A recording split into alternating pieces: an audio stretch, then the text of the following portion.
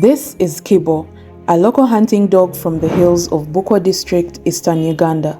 We came all the way through these mountains to find dogs like him because Kibo needs to be neutered. Why? Hunters here depend on wildlife to survive. Dogs like Kibo are part of that system. They track, chase, and work side by side with their owners. But there is a problem. Rabies is spreading through these dogs and it doesn't stay with them. It passes to the hunters and into the wildlife they rely on. What starts with one dog quickly becomes something much bigger. To break that cycle, the approach is targeted. Male dogs are castrated, female dogs are spayed. Sterilization helps control population growth and reduces the spread of disease across communities and wildlife. But treatment alone isn't enough, because rabies spreads through contact, behavior, and lack of awareness. That's where community outreach comes in. We are now in Kaporos Parish, Kaporos playground. This is Bethwell Komoy, a veterinary technical officer working in Bukwo District. Vaccination against rabies, doing surgeries on castrations, spaying, and deworming of pets. So we really thank Vetconekt for bringing up this very wonderful program. We have been yearning, and the day has reached actually. As you see, there are very many people around gathered, including primary kids. They are really appreciating the program. They have never seen such a program of this kind, but they are really very appreciative. And we really thank the district through Vetconekt and bring up this program. I really thank you. Actually, we have been having a number of cases, bearing in mind that this sub-county borders the national park. So the national park has been harboring very many wild animals, and so far we have had 50 dog bites, and over 120 rabid dogs, and this has been because we don't have enough vaccine to accommodate the vaccinations in the district. We want to thank the Vetconekt for coming up through the district production office, and they have really selected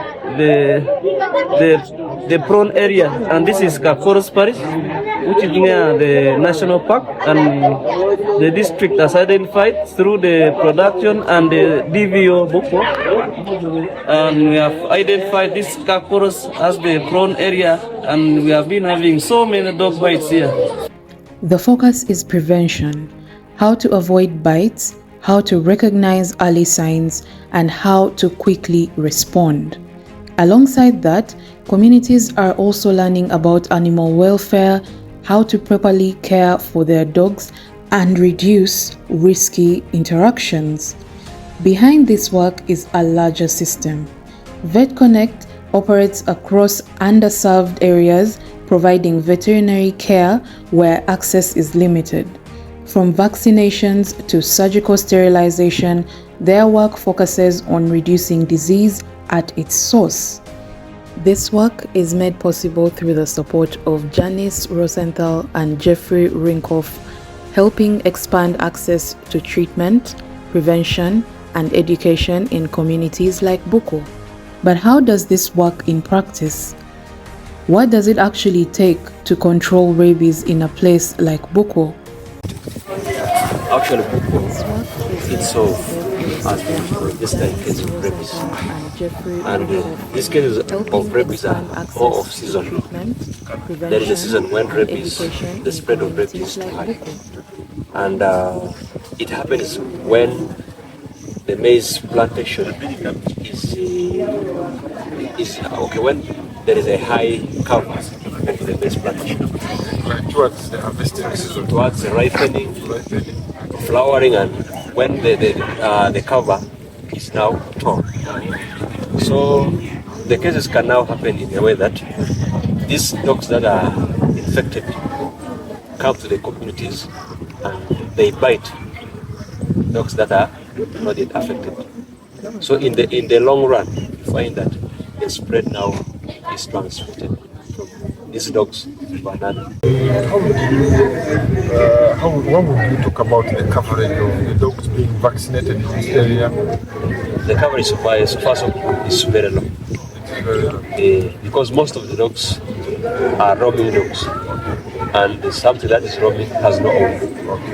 And I cannot personally handle a dog that you find anywhere to take it for vaccination. So that is now, you find that the rate is, if I'm to scale it, I can scale it to 2 out of 10. The rate of vaccination is 2 Out of 10. and then the left out ones are 10. It can also be because of the fact of some dogs are very shy, you cannot handle them. It's very hard to convince them and grab them for vaccination. So you find that the ones that are humble and can easily be handled can be vaccinated. Then the ones that cannot be handled are left. So here, if a dog bites me, what do I do? The first thing is you rush to the health center.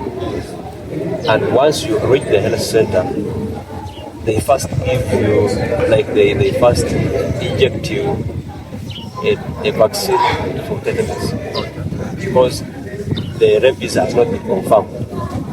They cannot just give you anti-rabies before they find out. Do you always give advice to the people that you teach, the students, the pupils when they're moving around? Personally, I teach the current senior threes. There is a concept where you talk about being bitten by a dog. Self-defense, that's under self-defense. What do you do if you encounter a dog or any wild animal, and the animal that they have highlighted reports is a dog? So we teach them how to defend themselves from dog bites. And if the dog charges and you fail to control it, where do you allow the dog to bite? Because you cannot allow the dog to bite your stomach.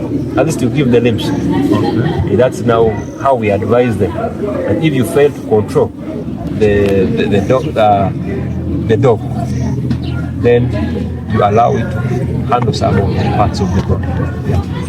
Yeah. So I think the poster that you've given you could be of help because it has most of that information. Actually, it's going to help, and me in particular, my area, which has self-defense, I think it is going to be of great importance. You only have the vaccine, or you even have the anti-rabies in case someone is bitten? Yes, we have the anti-rabies. The anti-rabies. But too small. Okay. Only 20 doses in a quarter.